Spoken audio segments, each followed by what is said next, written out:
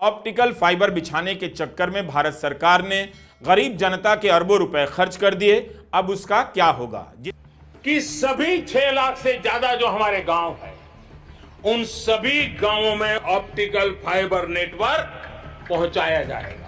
Optical fibre network पहुंचाया जाएगा। 2 साल भी इस भाषण को नहीं बीता, मस्क अपनी टेक्नोलॉजी लेकर भारत के बाजार में प्रवेश कर रहे हैं।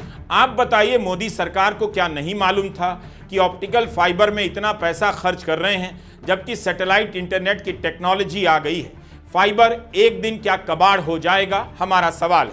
यह सवाल केवल सरकार से नहीं है, जियो और एयरटेल से भी है। जियो ने भी ऑप्टिकल फाइबर बिछाने में काफी निवेश किया है। जब एयरटेल और रिलायंस जियो सैटेलाइट इंटरनेट सेवा लेकर आ रहे हैं और यही भविष्य लगता है, तो क्या भारत सरकार को अब भी ऑप्टिकल फाइबर योजना पर पैसे खर्च करने चाहिए? 6 लाख से अधिक गांव में हजारों लाखों किलोमीटर ऑप्टिकल फाइबर का काम चलाया जाएगा। हम बताएंगे कि ऑप्टिकल फाइबर बिछाने की टेक्नोलॉजी और नीति का अब क्या होना चाहिए, भारत के टेलीकॉम सेक्टर का क्या होगा और नीलामी से पैसे कमाने की नीति और राजनीति का क्या होने वाला है। जिस समय मस्क सैटेलाइट के जरिए इंटरनेट की सेवा पहुंचाने में लगे थे, उस समय भारत सरकार कितना आगे का सोच रही थी, आपको पता चलेगा। 2018 में मस्क ने स्टारलिंक के लिए सैटेलाइट भेजा। उस समय भारत सरकार ऑप्टिकल फाइबर बिछाने में लगी थी। इस तरह बिछाई जा रही थी कि पता ही ना हो कि मस्क क्या कर रहे हैं, किस तरह की नई टेक्नोलॉजी दस्तक दे रही है। 2020 में भारत के प्रधानमंत्री मोदी ने ऐलान कर दिया, 1000 दिनों के भीतर भारत के हर गांव को ऑप्टिकल फाइबर से जोड़ देंगे। 2020 में प्रधानमंत्री मोदी ने कहा था, भारत के 6 लाख गांव 1000 दिन के भीतर जोड़ दिए जाएंगे। बताइए, क्या सारे गांव जोड़े जा चुके हैं? आज 4.5 साल बाद जियो कह रहा है, दूर दराज के इलाकों को जोड़ने में स्टारलिंक मदद करेगा। और हमने तय किया है 1000 दिन में, 1000 दिन के अंदर अंदर देश के 6 लाख से अधिक गांव में ऑप्टिकल फाइबर नेटवर्क काम पूरा कर दिया जाएगा। 1000 दिनों के भीतर 6 लाख गांवों को ऑप्टिकल फाइबर से नहीं जोड़ा जा सका। 2 साल बाद इसी बात को लेकर लाल किले की प्राचीर से प्रधानमंत्री मोदी फिर से भाषण देते हैं, लेकिन यह नहीं बताते कि कितने गांवों को फाइबर से जोड़ दिया गया, बल्कि कॉमन सर्विस सेंटर गिनाने लग जाते हैं। आज मुझे खुशी है, हिंदुस्तान के 4 लाख कॉमन सर्विस सेंटर्स गांवों में विकसित हो रहे हैं। देश गर्व कर सकता है। 2020 में प्रधानमंत्री ने कहा, सभी गांवों को ऑप्टिकल फाइबर से 1000 दिन के भीतर जोड़ेंगे। 2 साल 8 महीने में कितने गांवों को जोड़ा गया, अब यह भी जानकारी भारत सरकार की एजेंसी की है, जिससे आपको बता रहा हूं। पीआईबी ने कहा है, वो भी 2 दिसंबर 2024 तक 2,14,313 ग्राम पंचायतों को भारत नेट प्रोजेक्ट से जोड़ा गया है। भारत में कुल 2,68,000 ग्राम पंचायत और ग्रामीण स्थानीय निकाय हैं, यानी 50,000 से अधिक ग्राम पंचायतों तक अभी यह स्कीम नहीं पहुंची है। बात तो हुई थी सभी 6 लाख गांवों को जोड़ने की, लेकिन आंकड़ा ग्राम पंचायत का दिया गया। एक ग्राम पंचायत में कई गांव होते हैं। 2022 तक प्रधानमंत्री के भाषण में सैटेलाइट इंटरनेट का जिक्र तक नहीं, जबकि स्टारलिंक 2019 से ही कमर्शियल सैटेलाइट ब्रॉडबैंड सेवाएं देने लगा था। क्या मोदी इंटरनेट क्रांति के मामले में दुनिया से उस समय भी पीछे चल रहे थे? हर बात में खुद को टेक्नोलॉजी से जोड़कर अपनी छवि बनाते रहने वाले प्रधानमंत्री मोदी को क्या पता नहीं था कि सैटेलाइट इंटरनेट ऑप्टिकल फाइबर को कबाड़ में बदल सकता है? 2011 में मनमोहन सिंह की सरकार के समय भारत नेट योजना शुरू हुई। भारत के हर ग्राम पंचायत को तेज इंटरनेट सेवा देने का लक्ष्य था।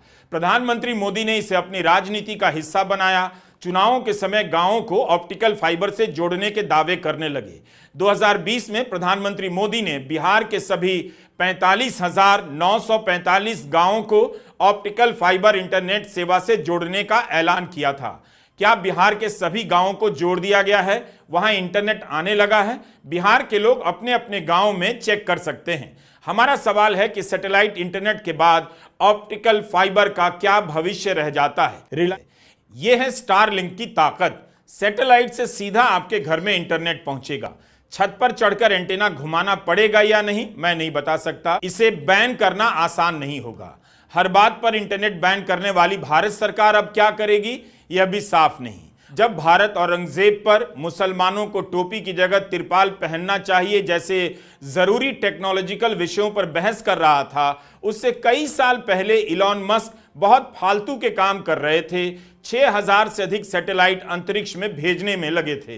खैर, अब मस्क ने जो स्टारलिंक बनाई है उससे इंटरनेट की स्पीड तेज होने लगी है। इसका नेटवर्क बार बार भकभकाता नहीं है, कटता नहीं है। इसके लिए पीडब्ल्यूडी की बनाई रद्दी सड़कों को हर चौथे दिन खोदकर तार बिछाने की जरूरत नहीं। स्टारलिंक का इंटरनेट कितना महंगा है, इसकी चिंता बिल्कुल ना करें।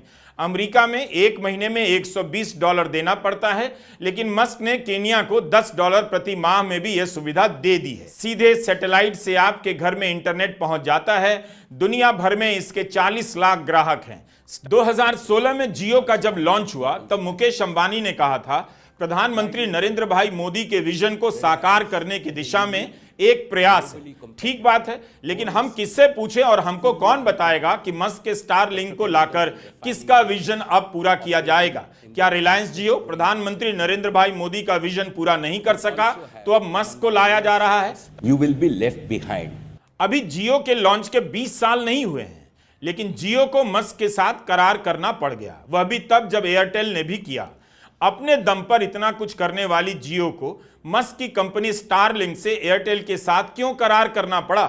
जिस तरह से 2014 से पहले आप याद कीजिए कितनी कंपनियां थीं टेलीकॉम सेक्टर में, Vodafone, idea, Tata, Docomo, loop mobile, Airtel, Aircel, BSNL, Videocon telecom, MTS, Telenor.